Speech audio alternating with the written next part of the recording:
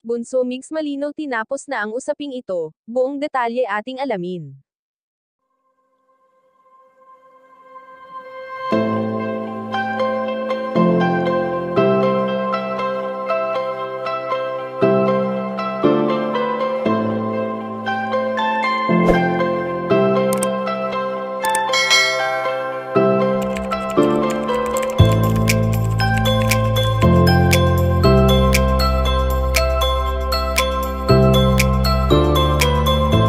Bagong taon, bagong buhay. Iyan nga ang madalas nating naririnig sa tuwing sumasapit ang taong nagdaan at sumasalubong sa taong darating. Alam naman nating lahat na hindi naging madali para kay Bunso Mix Malino ang ilang taon na lumipas, nandyan yung may mga araw na nagiging emosyonal ito, dahil na rin sa mga alaalang naiwan sa kanya ng kanyang pinakaminamahal.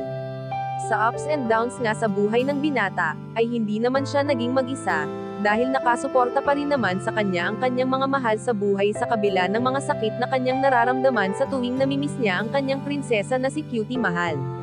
Marami ring kaganapan sa buhay ni Bunso Mix Malino simula nang iwan siya ng yumaong dating katambal, ngunit may isang bagay na hindi nagbago at ito ay ang lungkot na kanyang nararamdaman.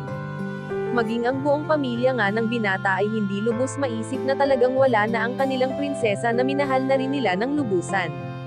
Subalit ayon naman sa aming impormasyon na nakalap na tatapusin na ni Bunso Mix Malino ang taong 2023, na may saya sa kanyang puso dahil na rin sa sunod-sunod na project ang kanyang natatanggap.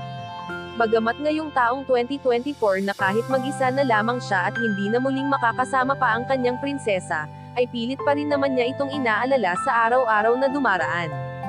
Kayo mga kachika, anong masasabi niyo dito? Please leave the comment and don't forget to subscribe.